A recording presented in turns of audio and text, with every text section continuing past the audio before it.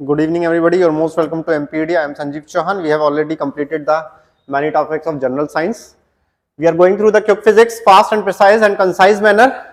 It is very important to many one-day exams, MPPSC pre, SSC, and other exams where is needed to ask the questions of about general science. Let's go. We have completed recently the topic optics, which is also known as light. Right, we are going through for electricity and magnetism. These parts I have already completed. We already teach you units, dimensions, mechanics, gravitation, properties of metals, heat, simple, harmonic motion, waves, optics. Now electricity and magnetism we will complete in single lecture. Maybe possible it will be complete in an hour. Now let's go through this. Optics we have completed. Electricity and magnetism. What is charge? Let's start with electricity. The topic name is electricity. Okay. थोड़ा सा advance लगता है ये 11th-12th में ज़्यादा पूछा जाता है एग्जाम्स आपने जब पढ़ा होगा, लेकिन एमसीक्यू में इलेक्ट्रिसिटी से बहुत कम क्वेश्चंस आते हैं थोड़े बहुत आते हैं। जो बेसिक साइंस है उसमें इलेक्ट्रिसिटी को बहुत डीपली नहीं पढ़ाया गया है, हम भी नहीं पढ़ाएंगे, हम भी इतना ही पढ़ाएंगे कि एग्जाम पॉइंट ऑफ व्यू से आपको क्लियर हो जाए, सब कुछ परफेक्टली आपके लिए डिजाइन हो जाए, चीजें आपके माइंड में कॉन्क्रीट और सीमेंटेड हो जाए। चलिए हम देखते हैं इलेक्ट्रिसिटी की शुरुआत इलेक्ट्रिक करंट से करने की बजाय हम सीधे चार्ज से स्टार्ट करते हैं। A charge, what is a charge? Charge is something associated with matter due to which it produces and experiences electric and magnetic effects. Charge एक मैटर्स है, मतलब आप कह सकते हैं पार्टिकल तो नहीं कह सकते, एक एटॉमिक सब पार्टिकल है, एलिमेंट्री पार्टिकल है, सब एटॉमिक पार्टिकल कह सकते हैं हम चार्ज। चार्ज एक एनर्जी कह सकते हैं हम, एक फोर्स जो एक पार्टिकल सब एटॉमिक पार्टिकल के ऊपर रहता है, ठीक है ना, वो एक्सपीरियंस होता है इलेक्ट्रिक एंड मैग्नेटिक इफेक्ट के कारण। कहीं ना कहीं इलेक्ट्रिकल और मैग्नेटिक प्रॉपर्टी होगी मैटर के अंदर, तो उसमें चार्ज इनहेंस होंगे, ठीक है। चार्ज को क्यू से भी माना गया है, क्यू, ठीक है, क्यू इन इलेक्ट्रिसिटी फॉर्म में क्यू इज अ चार्ज। दो तरह के चार्ज होते हैं, आप जानते ही हैं, एक होगा पॉजिटिव, एक होगा नेगेटिव। सुना है मेरे में नेगेटिव चार्ज आ गए, पॉजिटिवली चार्ज है, ये सब वर्ड्स तो आपने सुने ही होंगे, ठीक है। तो ऐसी टाइप्स है इसके, पॉजिटिव एंड नेगेटिव चार्ज, ठीक है। दो तरह के चार्ज होते हैं, पॉजिटिव नेगेटिव। पॉजिटिव क्या होता है? जो पॉजिटिव हो, नेगेटिव क्या होता है? नेगेटिव हो, इसमें हम ज्यादा डीप जाएंगे नहीं, क्या है पॉजिटिव क्या है नेगेटिव प्रॉपरली, ठीक है। नेगेटिव पॉजिटिव को अट्रैक्ट करेगा, नेगेटिव नेगेटिव को रिपेल करेगा, पॉजिटिव पॉजिटिव को रिपेल करेगा, पॉजिटिव नेगेटिव को अट्रैक्ट करेगा। सिंपल सी चीज है चार्ज के टाइप्स में। मैग्नीट्यूड ऑफ एलिमेंट्री पॉजिटिव और negative charge is same and is equal to, उसका जो मैग्नीट्यूड है, उसकी जो वैल्यू है चार्ज की, ठीक है, वो एक डिफाइन करी गई है, इन डिस्कवर किया गया है चार्ज को। जब आप केमिस्ट्री में पढ़ेंगे थोड़ा बहुत, उसमें भी चार्ज के ऊपर बात करी गई है। जब पीरियोडिक टेबल पढ़ेंगे तब हम उसमें भी पढ़ेंगे, लेकिन हम यहाँ पर भी पढ़ते हैं। मेन फिजिक्स में तो इंपॉर्टेंट है, इलेक्ट्रिसिटी उसका पार्ट है। पॉजिटिव चार्ज ये, और जब मैं इसको प्लस हटा के माइनस कर दूं तो नेगेटिवली चार्ज हो जाएगा। पॉजिटिव चार्ज की वैल्यू है 1.6 इंटू 10⁻⁻19 कुलम्स। याद रखिएगा चार्ज की जो यूनिट है वो कुलम्स में मेजर करी जाती है, कुलम्स। कुलम्स एक साइंटिस्ट ने ढूंढा था, उनके सरनेम पे बना है कुलम, ठीक है ना। ये -19 ऐसे गलत लिख दिया, एक्चुअली ये यूनिट पावर में है। प्लस 1.6 इंटू 10⁻19 कुलम एक चार्ज होता है, एक चार्ज की वैल्यू होती है। अगर मैं इसको माइनस करूं, -1.6 इंटू 10⁻19 कुलम नेगेटिवली चार्ज हुआ, वो पॉजिटिवली चार्ज हुआ, नेगेटिवली चार्ज हुआ। चार्ज क्या है? इट्स अ स्केलर क्वांटिटी, इसका कोई डायरेक्शन नहीं होता, ये वेक्टर क्वांटिटी नहीं है, स्केलर क्वांटिटी है, ठीक है। इसकी जो एसआई यूनिट होती है, हमने आपको बताई थी चार्ज की यूनिट अभी, कुलम्स होती है, कुलम सी।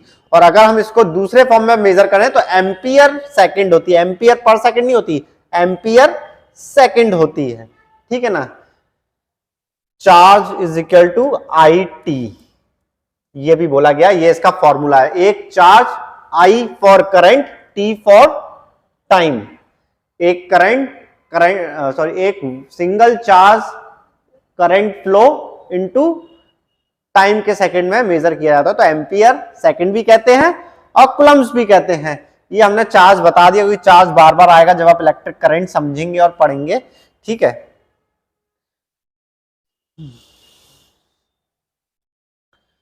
इलेक्ट्रिक करंट क्या होता है? Electric current is expressed by the amount of charge flowing through a particular area unit time. देख कितना चार्ज एक पर्टिकुलर एरिया में इतने समय में फ्लो हुआ, उसे कहते हैं इलेक्ट्रिक करंट। एक क्रॉस सेक्शनल एरिया में कितना करंट फ्लो हो गया, ठीक है, वो होता है कितना चार्ज फ्लो हो गया। एक क्रॉस सेक्शनल एरिया में कितना चार्ज फ्लो हो गया उसे कहते हैं करंट। कितना चार्ज एक जगह से दूसरी जगह इतने समय में पहुंच गया, वो होता है current. It is the rate of flow of electric charge, ठीक है, ये याद रख लीजिएगा। ये फॉर्मूला यहीं से ही Q is equal to I T आया था, ठीक है, और यहां ऐसी कोई घुमा दी आई को इक्वल Q बाई टी करा तो ये फॉर्मूला बन जाएगा। करंट की वैल्यू निकल आएगी, यहाँ पे चार्ज की वैल्यू निकल आएगी, यहाँ पे करंट की वैल्यू निकल जाएगी, यहाँ पे टाइम की वैल्यू निकल जाएगी, टाइम इन अ सेकंड, ठीक है। और जो करंट की जो यूनिट है वो है एम्पियर। याद रखिएगा कितने एम्पियर का सॉकेट लगेगा, 16 एम्पियर का। एसी वगैरह चलाने में या आपको माइक्रोवेव ओवन चलाने में 16 एम्पियर का हार्ड सॉकेट लगता है, ठीक है। तो एम्पियर्स के ऊपर होता है कि कितने एम्पियर का सॉकेट लगा है, मतलब उसे करंट फ्लोइंग कराने की कैपेसिटी कितनी है, ये एम्पियर, मतलब कितना चार्ज उसके अंदर फ्लो हो सकता है इतने समय के अंदर। अगर ज्यादा चार्ज कम समय फ्लो कराने की कोशिश करोगे तो वायरिंग जल जाएगी, इसीलिए हैवी एम्पियर का सॉकेट डिवाइस यूज करा जाता है। तो इलेक्ट्रिक करंट की यूनिट क्या है? एम्पियर, ठीक है। चार्ज की यूनिट क्या है? करंट। टाइम की यूनिट क्या है? सेकंड, से तो आपको पता है। An instrument called ammeter, ammeter measures electric current in a circuit. कौन सा इंस्ट्रूमेंट है जो इलेक्ट्रिक करंट को मेजर करता है? एमीटर मेजर करता है इलेक्ट्रिक करंट को। एक और इंस्ट्रूमेंट होता है गैल्वेनोमीटर, बहुत पहले यूज करा जाता था, अब एमीटर आ गया। एमीटर को याद रख लीजिएगा, ये इंस्ट्रूमेंट है, device which measures the electric current. Ammeter, unit ampere, formula I equal to Q by T. कभी न्यूमेरिकल आ रहा है सस्ता सा छोटा सा कि 5 कूलम्स का चार्ज है, 5 सेकंड में फ्लो कर रहा है, तो करंट कितना होगा? 1 एम्पियर, ठीक है। फॉर्मूला रख के देखते हैं तो हम अपन ऐसा निकलेगा, ठीक है। हमने आपको चार्ज बताया, इलेक्ट्रिक करंट बताया, अब हम आपको करंट के टाइप्स बता देते हैं। किन किन तरह के करंट होते हैं? ऑब्वियसली एसी डीसी होता है, alternating current and direct current. अगर कोई इंजीनियरिंग करा है या साइंस का स्टूडेंट है तो उसके लिए तो आसान रहेगा ही, लेकिन हम सभी फील्ड के स्टूडेंट्स को कैप्चर करने की कोशिश करते हैं, अपने साथ जोड़ने की कोशिश करते हैं, ठीक है। उनको हम डिटेलिंग में पढ़ा देते हैं, क्या होता है, थोड़ा सा उनके लिए नई चीज होगी, हो सकता है समझने में दिक्कत हो, लेकिन हम पूरी कोशिश करेंगे आपको समझ में आए। टाइप्स ऑफ करंट पढ़ाते हैं, 2 तरह के करंट होते हैं, alternating current and direct current. AC DC describes types of current flow in a circuit. Circuit में किस तरह का करंट फ्लो करेगा ये डिपेंड करता है सर्किट के ऊपर, सर्किट कैसी है, इलेक्ट्रिक करंट को अलाउ करेगी या डायरेक्ट करंट को अलाउ करेगी, ठीक है। जब हम डायरेक्ट करंट फ्लो कराते हैं तो electric current only flows in electric charge, मतलब करंट, खूब सारा इलेक्ट्रिक चार्ज फ्लो कर रहा है, मतलब करंट फ्लो कर रहा है एक वन डायरेक्शन में। डायरेक्ट करंट में सिर्फ एक ही डायरेक्शन में करंट फ्लो करता है, डीसी, ठीक है ना, इसे कहते हैं डायरेक्ट करंट, डीसी। डीसी पे कौन कौन से डिवाइस काम करते हैं? आपका मोबाइल, आपका लैपटॉप, ये सब डीसी पे काम करते हैं, ठीक है। डायरेक्ट करंट के आप इनको सीधे तार जोड़ के सप्लाई से नहीं ले जा सकते, बीच में कन्वर्टर लगा रहता है, छोटा सा ट्रांसफार्मर होता है जो एसी को डीसी में कन्वर्ट करता है, ठीक है। Rectifier, electric charge in alternating current on the other hand changes direction periodically. अगर अल्टरनेटिंग करंट है मतलब इलेक्ट्रिक चार्ज फ्लो कर रहा है अल्टरनेटिंग करंट में, तो अल्टरनेटिंग करंट में डायरेक्शन चेंज होता रहता है पीरियडिकली, ठीक है ना, ऐसे ऐसे ऐसे साइनसोइडल वेव्स बनती है एसी में, अल्टरनेटिंग करंट में। डीसी में ब्लॉक्स बनते हैं ऐसे, ठीक है। ये एसी और डीसी है। हमारे घर में जो लाइट है वो एसी अल्टरनेटिंग करंट पे काम करती है, लेकिन जो छोटे छोटे डिवाइस होते हैं ना, इलेक्ट्रॉनिक डिवाइसेस, वो डीसी पे काम करते हैं। इलेक्ट्रिकल डिवाइसेस होते हैं ना, हैवी, पानी गर्म करने की रॉड, ये सब fridge, refrigerator, microwave oven, heater, geyser जैसे कहते हैं, वो सब एसी पे काम करते हैं। लेकिन छोटे छोटे डिवाइस में चिप्स लगी रहती है, माइक्रो प्रोसेसर्स लगे होते हैं, वो सब डीसी पे काम करते हैं। चलिए हमने आपको एसी डीसी थोड़ा सा बेसिक बेसिक बता दिया, ठीक है। सर्किट्स देख लेते हैं। 2 तरह की सर्किट्स होती हैं, सीरीज और नॉन सीरीज। नहीं, सीरीज एंड पैरेलल सर्किट। वो सर्किट जो सीरीज में जुड़े हो और वो सर्किट जो पैरेलल जुड़े हो एक दूसरे से। मेरे दोनों हाथ एक दूसरे के पैरेलल है, अगर मैं एक हाथ को दूसरे हाथ में घुसेड़ दूंगा तो वो सीरीज हो जाएगा। ठीक है ये बहुत गंदा एग्जांपल था, अपन थोड़ा टेक्निकल देख लेते हैं। Types of electric circuits. Electric circuits are of two types, series and parallel. ठीक है, सीरीज ये सर्किट है, रेजिस्टेंस लगा है, मतलब यहाँ कोई ग्लोइंग इंस्ट्रूमेंट लगा है, यहाँ कोई टीवी लगा है, यहाँ कोई फ्रीज लगा, रेफ्रिजरेटर। ठीक है, ये रेजिस्टर मतलब ये थोड़ी इलेक्ट्रिसिटी को रोकते हैं, रेजिस्ट करते हैं। ठीक है, ये रेजिस्टेंस, करंट यहां से चला, यहां गया, आई करंट गया तो यहां भी आई मिलेगा, यहां से होते होते होते यहां पहुंचा, फिर यहां भी आई करंट मिलेगा, फिर ऐसे आई करंट, यही आई करंट फ्लो करेगा, वापस चला जाएगा। ठीक है, यहां से निकला, कानपुर से चला मुसाफिर, नागपुर पहुंचा, फिर घूमते घामते जोधपुर होते हुए वापस कानपुर में आ गया।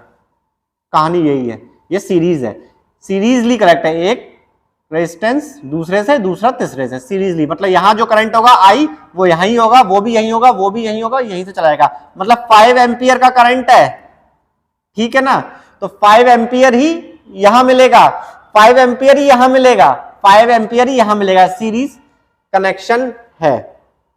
ठीक है, ये हमने आपको सीरीज बता दिया है। घरों में सीरीज सर्किट नहीं होती, घरों में कौन सी होती है, हमारे होम में जो हम घर में रहते हैं जिसमें पैरेलल होती है, एक ट्यूबलाइट दूसरी ट्यूबलाइट के पैरेलल होती है, एक बल्ब फैन के पैरेलल होता है। ठीक है, ये रेजिस्टेंस, ये पैरेलल सर्किट है। ठीक है, पैरेलल सर्किट में यहां लगा है फैन, पंखा, यहां लगा है आपका गीजर। ठीक है, यहां लगा है आपका कंप्यूटर।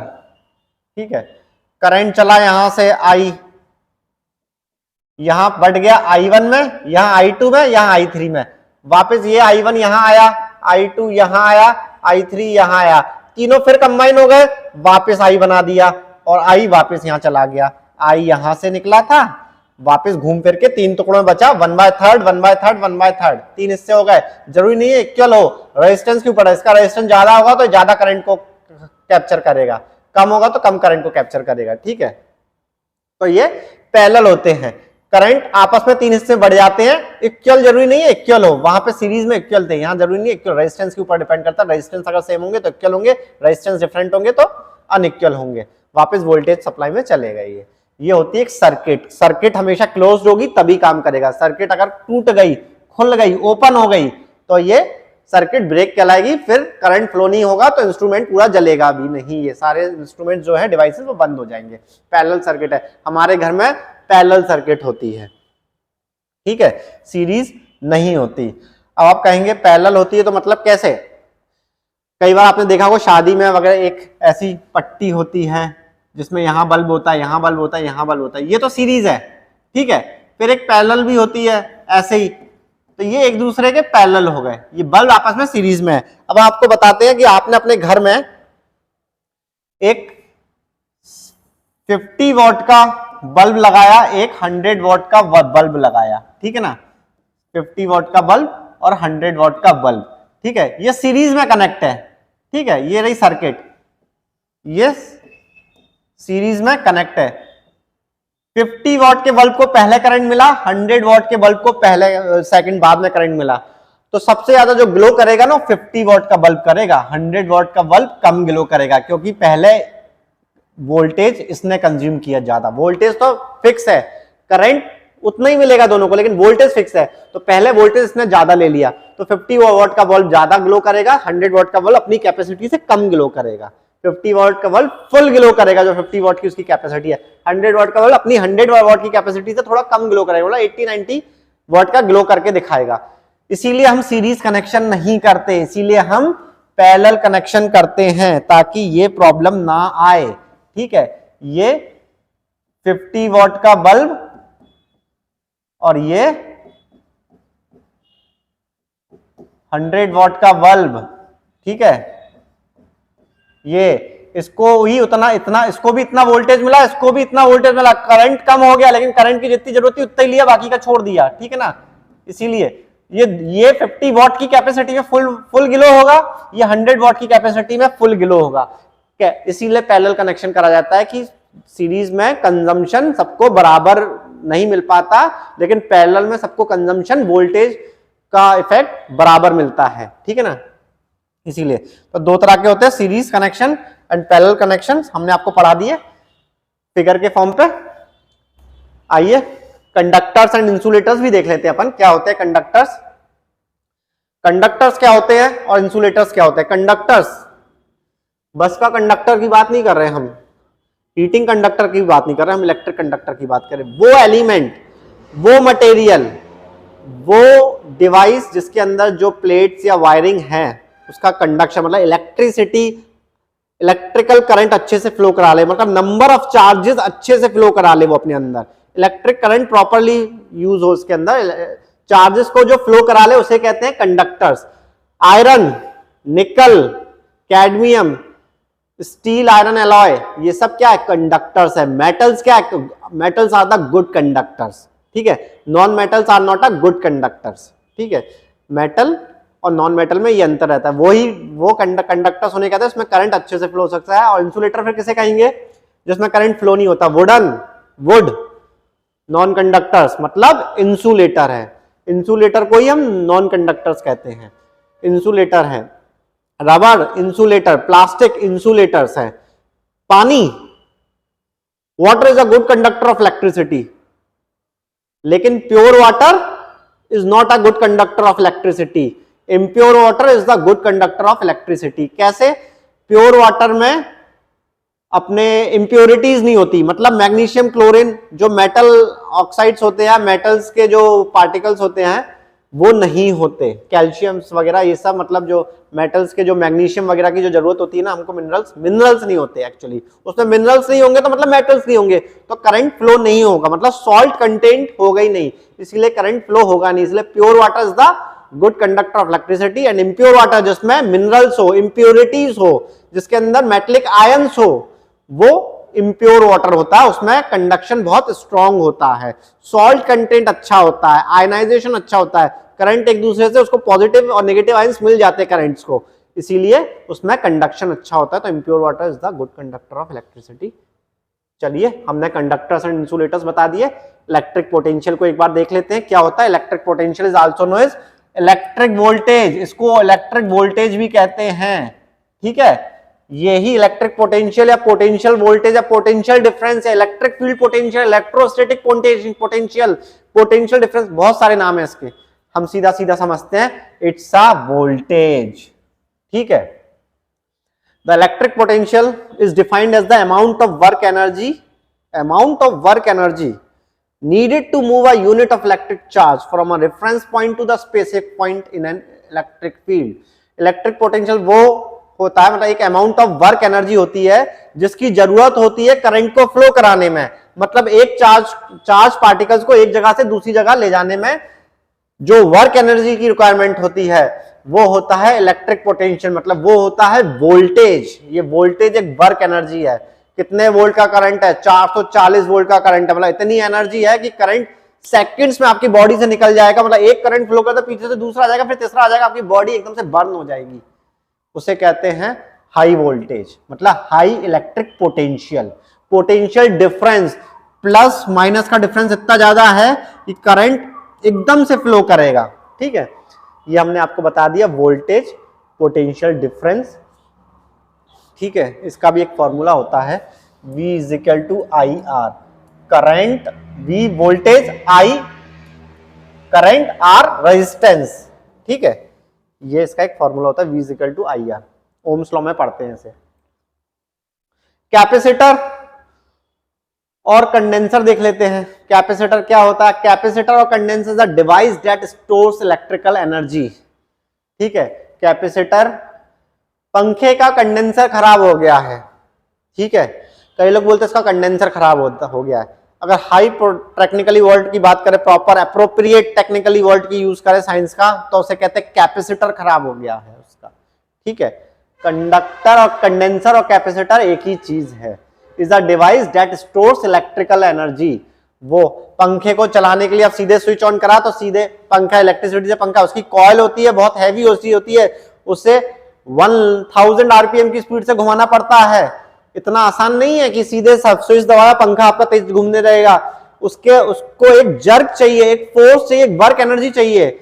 वो क्या होगी? वो कैपेसिटर होती है। कैपेसिटर उसे स्टोर करके रखता है। कैपेसिटर में कैथोड और एनोड की रॉड होती है, मतलब प्लेट्स होती है, प्लस और माइनस। यहाँ पे ये चार्ज एक्यूमुलेट कर लेती है और जैसे ही इसको कहीं स्विच ऑन मिलता है, पीछे से थोड़ा सा चार्ज मिलता है, तो ये एकदम से मोटर, ये चार्ज फटाफट यहां से वहां फ्लो करता है, एकदम से मोटर को मूव कर देता है। ठीक है ना?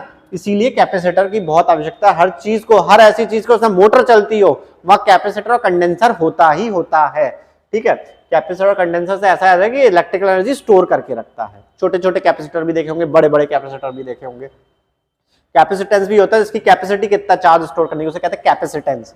ठीक है? कैपेबिलिटी। चलिए, इसकी एसआई यूनिट क्या होती है? फैराड। कुछ लोग इसे फैराडे भी कहते हैं क्योंकि फैराडे ने ही इसे ढूंढा था। ठीक है? फैरेड भी बोलते हैं। एफ इसकी यूनिट होती है, इंटरनेशनल यूनिट फैराड। कोलम्स पर वोल्ट होती है। ठीक है? कोलम्स पर वोल्ट मतलब चार्ज पर वोल्ट। ये होता है एक capacitance. C is equal to Q upon V। ठीक है? एक चार्ज कितने वोल्ट पे स्टोर हो सकता है, उसे कहते हैं कैपेसिटेंस। चलिए, हमने कैपेसिटेंस पढ़ा दिया। आइए, यूनिट भी बता दी। कोलम्स पर वोल्ट है, फैराड बोलते हैं। फैराडे याद रख लीजिएगा। कैपेसिटर की यूनिट क्या कभी पूछ लिया तो फैराडे होगी, ये आंसर याद रखिएगा हमेशा। कैपेसिटर कहता है एनर्जी स्टोर करता है। कौन सा इलेक्ट्रिकल एनर्जी स्टोर करता है? कैपेसिटेंस स्टोर करता है। रेजिस्टेंस स्टोर नहीं करता, वोल्ट मीटर स्टोर नहीं करता, गैल्वानोमीटर स्टोर नहीं करता, एमीटर स्टोर नहीं करता, सिर्फ कैपेसिटेंस स्टोर करता है, कंडेंसर स्टोर करता है। ये याद रख लीजिएगा। ठीक है? रेजिस्टेंस क्या होता है? Resistance, what is resistance? Resistance, it is a property of a substance due to which it opposes the flow of current through it. Obviously, resistance, काफी ज्यादा resistance है। resist कर रहे हो आप मेरी बात को, आप रोक रहे हो, रुकावट डाल रहे हो, against हो मेरे, press कर रहे हो। It is a property of a substance due to which it opposes the flow of current charges. Current को रोकने की, उसको अपोज करने की कोशिश करता है, उसे कहते हैं रेजिस्टेंस। ठीक है? एसआई यूनिट क्या होती है? वोल्ट पर एम्पियर को ओम्स भी कहते हैं, ये तो याद रख लीजिए। रेजिस्टेंस की यूनिट क्या होती है? ओम्स। और अगर आपको समझ में नहीं आता है तो इसका एक फॉर्मूला होता है V is equal to I R. अगर R V is equal to I R is equal to V upon I. ठीक है? ये इसका फॉर्मूला होता है, मतलब वोल्ट पर एम्पियर, वोल्टेज अपॉन करंट, तो वोल्ट पर एम्पियर भी कहते हैं। ये रहा। और सीधे सीधे ओम्स भी बोलते हैं। ओम्स लॉ के अंतर्गत ये आया था। The reciprocal of specific resistance और resistivity is called conductance. Resistivity का इनवर्सली प्रोपोर्शनल क्या होता है? कंडक्टेंस। मतलब जितना कम रेजिस्टेंस होगा उतना ज्यादा कंडक्शन ज्यादा होगा, उतना ज्यादा इलेक्ट्रिक चार्ज का फ्लो ज्यादा होगा। ठीक है? रेजिस्टेंस ज्यादा होगा तो इलेक्ट्रिक चार्ज का फ्लो कम होगा। इसीलिए conductance is inversely proportional to resistance. Conductance ज्यादा होगा तो रेजिस्टेंस कम होगा, रेजिस्टेंस ज्यादा होगा कंडक्टेंस कम होगा। सीधी सी बात है, ये सिंपल सा तरीका है, हमने आपको बता दिया।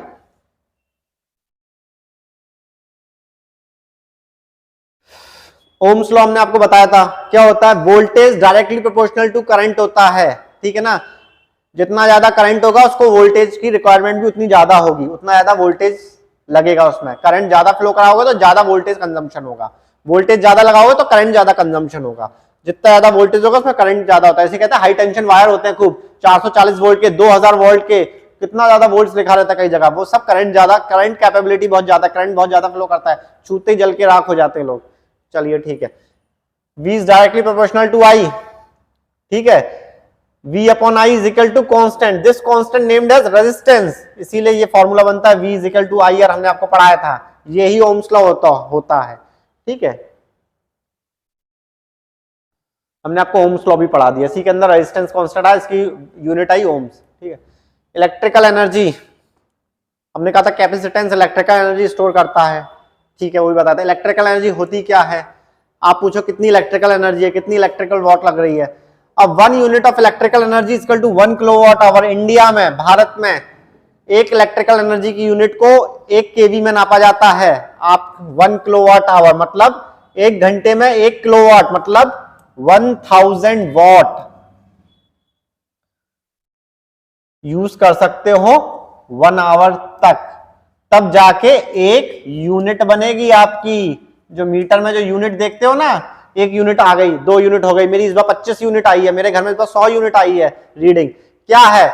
100 यूनिट आई है मतलब 100 घंटे तक आपने 1000 वॉट चलाए हैं। ठीक है, ये यूनिट बनती है।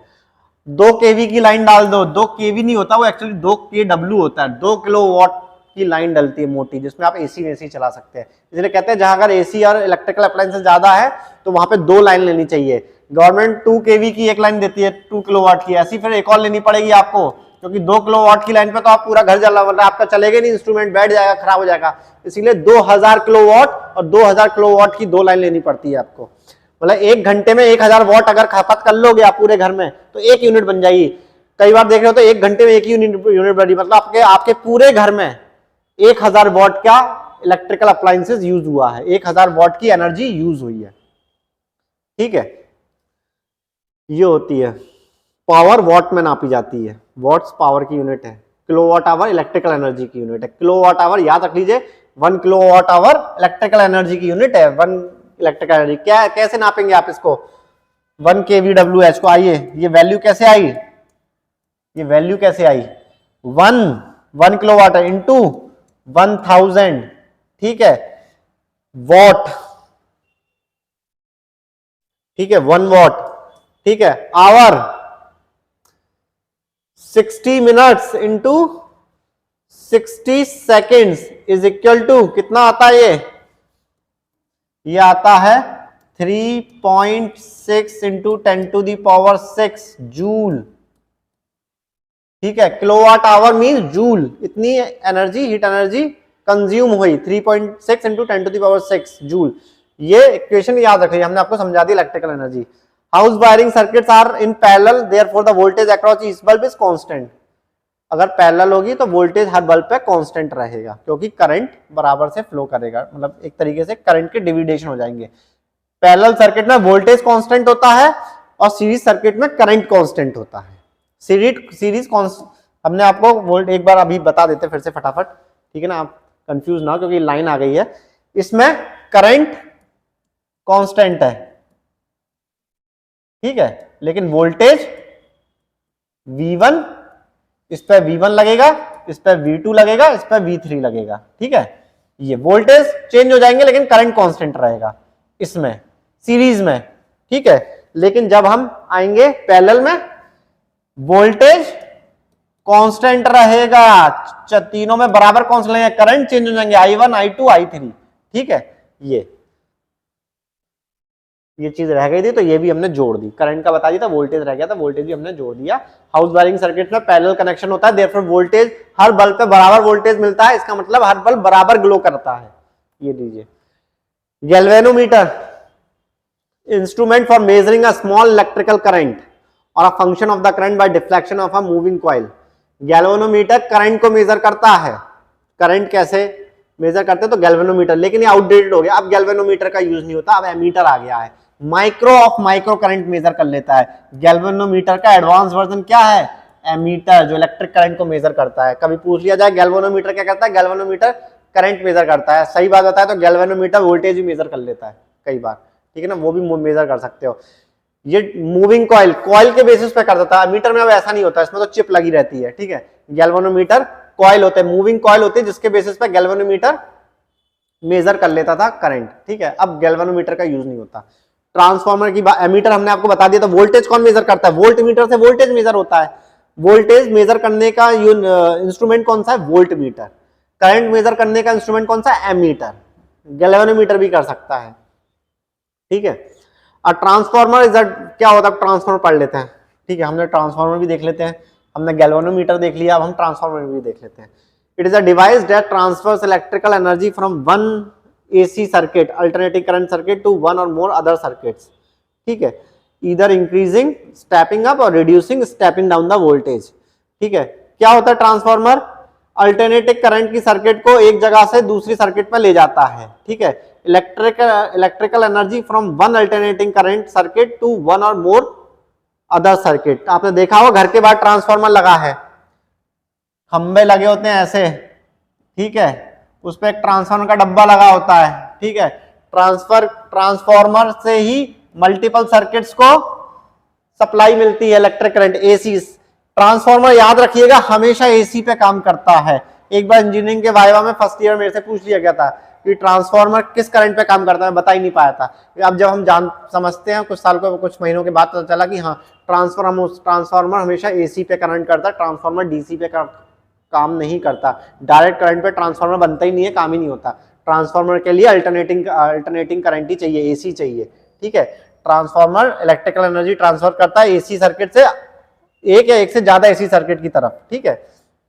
ये खासियत होती है, या तो वो इंक्रीज करेगा इलेक्ट्रिकल एनर्जी या फिर डिक्रीज करेगा वोल्टेज। वोल्टेज या तो इंक्रीज करेगा या डिक्रीज करेगा। इंक्रीज करा तो स्टेप अप ट्रांसफार्मर कराएगा और डिक्रीज करा तो स्टेप डाउन ट्रांसफार्मर कहलाएगा। वोल्टेज को बढ़ा के देता है सब जगह तो वो स्टेप अप ट्रांसफार्मर हो जाएगा, कहीं वोल्टेज कम देना तो कम करके देता है, वो स्टेप डाउन हो जाएगा। लाइंस के ऊपर है, किसके यहाँ कितनी लाइन है, किसी के 2 kV की लाइन लगी है, किसी के 4 kV की, किसी के 1 kV की, किसी के मल्टी मीटर्स लगे हैं, तो वोल्टेज उस ट्रांसफार्मर उस हिसाब से काम करता है कि वोल्टेज कितना देना है। ये हो गया ट्रांसफार्मर का काम घर में। ट्रांसफार्मर ही फूक गया तो ये समझ लीजिए कि आपके घर की भी लाइट नहीं जलेगी, आपके अड़ोसी पड़ोसी की भी लाइट नहीं जलेगी। Transformer works on the phenomena of mutual induction.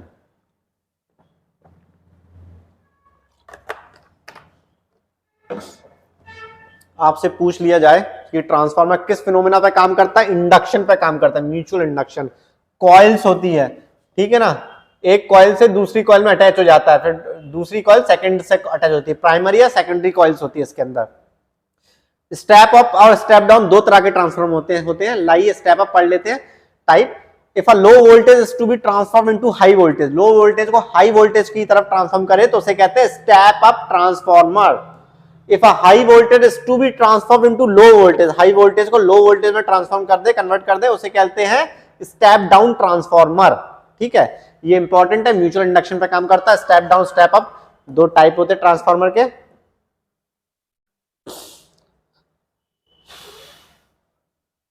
Dynamos देख लेते हैं, जनरेटर्स देख लेते हैं, अल्टरनेटर्स देख लेते हैं, बहुत सारी चीजें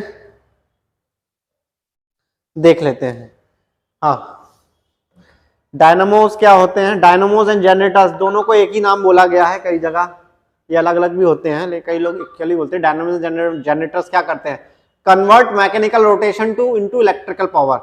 मैकेनिकल रोटेशन, टरबाइंस जो होती है ना, वो इलेक्ट्रिकल पावर में कन्वर्ट करे। टरबाइंस घूम रही है तो टरबाइंस के पीछे जनरेटर डायनामो लगा होना चाहिए, नहीं तो विंड एनर्जी इलेक्ट्रिकल एनर्जी में कन्वर्ट नहीं हो पाएगी, सोलर एनर्जी इलेक्ट्रिकल एनर्जी में नहीं हो पाएगी जब तक उसको स्टीम, पानी जला के गर्म करके जो स्टीम जो बनेगी ना, स्टीम टरबाइन को घुमाती है, टरबाइन जनरेटर और डायनामो उसकी मदद करता है, और तब जाके वो इंडक्शन के कारण, ठीक है ना, रोटेशन के कारण, मैग्नेटिक इंडक्शन कह लो, या एनर्जी को, मैकेनिकल एनर्जी को इलेक्ट्रिकल पावर में कन्वर्ट करता है, ठीक है। डायनामो को पढ़ लेते एक बार। डायनामो क्या है, ठीक है? अ device that makes direct current electric power using electromagnetism. ये वो डिवाइस होता है जो इलेक्ट्रिकल पावर, सीधे करंट की इलेक्ट्रिकल पावर को इस्तेमाल करता है, बनाता है। That makes a direct current electric power, मतलब सीधे करंट बनाता है इलेक्ट्रिक पावर मैग्नेटिज्म की, इलेक्ट्रोमैग्नेटिज्म की दम पर, ठीक है ना। इलेक्ट्रोमैग्नेटिज्म का इस्तेमाल कर, मतलब कोई चीज मूव करेगी, सर्कुलर टरबाइन के अंदर घूमेगी, प्रेशर पड़ेगा, एनर्जी लगी तो वो घूमेगी, उसके कारण है ना, वो कॉइल्स मूव कर रही हैं, तो वो मेटल की कॉइल है, वो घूमते घूमते इलेक्ट्रिकल और मैग्नेटिज्म दोनों जनरेट हो जाएगा, जिसके कारण इलेक्ट्रिकल चार्ज जनरेट होंगे। उस इलेक्ट्रिकल चार्ज को एक्यूमुलेट करके ये लोग इलेक्ट्रिकल पावर में कन्वर्ट करते हैं, सप्लाई करते हैं, ये काम होता है। तो डायनामो इलेक्ट्रोमैग्नेटिज्म के प्रिंसिपल पे काम करती है, ये electric direct current electric power बनाती है। It is also known as, generator भी कहते हैं, जनरेटर लगे हुए हैं। डीजल जनरेटर क्या होता है? डीजल से इलेक्ट्रिसिटी बनती है, डीजल का इस्तेमाल करके इलेक्ट्रिसिटी कन्वर्ट करता है, क्या है? डीजल जनरेटर, ठीक है, डीजी साइड कहते हैं जिन्हें। ऐसे ही सोलर जनरेटर होते हैं, टरबाइन जनरेटर होते हैं, बहुत सारे होते हैं, स्टीम जनरेटर होते हैं, however the term generator normally refers to an alternator, इसको अल्टरनेटर भी कहा जाता है। डायनामो, जनरेटर, अल्टरनेटर ये एक जैसे नाम है, एक ही तरह का काम करते हैं। Which creates alternating current power, AC power बना देते हैं फाइनली ये लोग, ठीक है ना। एसी पावर जो हमारे घर पे ट्रांसमिशन लाइन से जो आती है ना, हाई टेंशन लाइन से जो करंट आता है वो यहीं से ही आता है। विंड एनर्जी क्या करेगी आपको, क्या हल्का छोटा मोटा वो एनर्जी देगी, इलेक्ट्रिकल एनर्जी करंट देगी। ये बड़े बड़े ट्रांसमिशन पे देते हैं, ऑफलाइन ग्रिड बनाते हैं ये, ठीक है। ये हो गया डायनामो का काम, मतलब बिना डायनामो के रिन्यूएबल एनर्जी, ठीक है, नॉन कन्वेंशनल एनर्जी, ठीक है, वो इलेक्ट्रिकल एनर्जी में कन्वर्ट नहीं करेगी, उसमें डायनामो लगा होना चाहिए, जनरेटर अल्टरनेटर होना चाहिए। ये हमने आपको बता दिया। फ्यूज वायर भी देख लेते हैं, ये हमने एक जगह देखा था, पढ़ा था, तो हमने सोचा डाल देते हैं आपके लिए। हमको ज्यादा इंपॉर्टेंट नहीं लगा, लेकिन फिर भी ठीक है, थोड़ा बहुत उसके बारे में पढ़ लेते हैं। फ्यूज वायर क्या होता है, ठीक है, जिसने इलेक्ट्रॉनिक डिवाइसेस में काम किया छोटे छोटे बारीक, तो उसने ये देखो, इसमें घर के इलेक्ट्रिसिटी बोर्ड को देखे तो उसने ये वाले देखे होंगे, ठीक है। A fuse wire is a safety wire that is linked in series with the live wire, ठीक है। एक सेफ्टी वायर होता है, जो लाइव वायर होता है, उसमें करंट फ्लो करा जाता है मेजा, जिससे घर की लाइटें चलती है, वो मेन वायर से जुड़ा होता है। In the event of an electrical fault और excessive current supply, the fuse wire melts and interrupts the electrical circuit. It's made up of an alloy of lead, tin और जिंक। क्या होता है, ये लाइव वायर से जुड़ा होता है घर की सर्किट में। ये हमारे घर की सर्किट है, ये अप्लायंसेस लगे हुए हैं, ठीक है। ये वोल्ट मीटर है, सप्लाई है, मतलब ये मेन मीटर से सप्लाई आ रही है ट्रांसमिशन लाइन से। यहां कहीं फ्यूज लगा रहेगा, ठीक है, यहां कहीं फ्यूज लगा रहेगा। यहां सप्लाई आई, ठीक है, और एक छोटा सा फ्यूज यहां भी लगा सकते हैं आप। करंट फ्लो करा, इलेक्ट्रिक करंट फ्लो करा, गया। इलेक्ट्रिक डिवाइस की एक लिमिट थी, इतना ही इलेक्ट्रिक करंट ले पाएगा, और ज्यादा करंट फ्लो हो रहा है तो फटाफट वो वायर टूट जाएगा। हैवी वोल्टेज पे वायर टूट जाएगा, और कम वोल्टेज पे भी टूट जाएगा, क्योंकि वो उस पर प्रेशर पड़ेगा। वो वायर, जब इलेक्ट्रिकल फॉल्ट होता है, कहीं कोई चीज जल रही है, बहुत ज्यादा एक्सेसिव करंट उसमें सप्लाई हो रहा है, तब वो वायर ये टूट जाएगा। जब ये टूटेगा तो सर्किट ब्रेक हो जाएगी, गैप आ जाएगा, तो कनेक्शन टूटा हुआ मिलेगा, क्योंकि जो मेन वायर जो लाइव वायर करंट से जुड़ा था, ये टूट गया, इसने कनेक्शन को, सीरीज कनेक्शन को तोड़ दिया। तब क्या होगा, सर्किट ब्रेक हो जाएगी और इलेक्ट्रिकल फील्ड खत्म हो जाएगी, मतलब इलेक्ट्रिकल सप्लाई रुक जाएगी। तो मतलब आप और इंस्ट्रूमेंट और डिवाइसेस जलने और फूकने से बचा सकते हैं, ठीक है। फ्यूज वायर मेल्ट्स, याद रखिए इसका मेल्टिंग पॉइंट बहुत लो होता है। ये हाल हीट पे ज्यादा ही करंट फ्लो करते टूट जाते हैं। एक लिमिट होती है करंट की, डिवाइस में रहता है इतना ही करंट फ्लो करेगा। ये छोटे छोटे सर्किट बोर्ड में लगता है, मोबाइल के सर्किट बोर्ड में भी लगा होगा, या फिर लैपटॉप या कंप्यूटर के सर्किट बोर्ड में भी लगा होता है। जैसी सप्लाई ज्यादा हुई है, या आपकी सप्लाई टूट गई, खराब हुई, इलेक्ट्रिकल अप्लायंसेस बहुत ज्यादा करंट फ्लो करने लगा, तो ये टूट जाएगा और आपका इलेक्ट्रॉनिक डिवाइस खराब होने से बच जाएगा। ये टूट जाएगा, उसको एक्सेस करंट की सप्लाई रोक देगा। तो आपका फ्यूज होना जरूरी है, फ्यूज वायर होगा तो ही आप सेफ रहोगे, नहीं तो बहुत बड़ा नुकसान हो सकता है आपको। इसीलिए इसका मेल्टिंग पॉइंट लो होता है। तो याद रख लीजिए, फ्यूज वायर का मेल्टिंग पॉइंट मतलब पिघलने की शक्ति बहुत लो होती है, इसीलिए इसको रखा जाता है कि जितना ज्यादा लो होगा उतना अच्छा होगा। अगर बहुत हाई टेम्परेचर में पिघलेगा तब तक तो करंट बहुत ज्यादा फ्लो कर चुका होगा, आपके इलेक्ट्रिकल अप्लायंसेस खराब हो जाएंगे। ये होता है, ये सर्किट को तोड़ देता है एक तरीके से जब जरूरत पड़ती है। It is made up of an alloy of lead और टिन और जिंक। ये लेड, टिन और जिंक के एलॉय से मिलकर बनता है। याद रख लीजिएगा, लेड, टिन और जिंक का मिक्सचर होता है तब जाके वायर बनता है, तभी ये परफेक्ट होता है। और इसका मेल्टिंग पॉइंट लो होता है, जल्दी ज्यादा इलेक्ट्रिसिटी मिले या इलेक्ट्रिक करंट ज्यादा फ्लो करे तो ये टूट जाए और हमारे घर के में आग लगने से electrical appliances, refrigerator, fridge, TV वगैरह ये सब बच जाए। हमने आपको पूरा का पूरा इलेक्ट्रिसिटी तो पढ़ा दिया, इंपॉर्टेंट। मुझे नहीं लगता कुछ बचा है जो एग्जाम पॉइंट ऑफ व्यू से इंपॉर्टेंट है। एसएससी वगैरह, KVS, CTET, MPPSC pre, UPSC pre, उसके लिए तो हमने थोड़ा थोड़ा आपको बता दिया। इलेक्ट्रिसिटी पे ज्यादा क्वेश्चन आते नहीं है, लेकिन इतना इलेक्ट्रिसिटी तो आपको आना चाहिए, नहीं तो क्या फायदा पेपर देने का।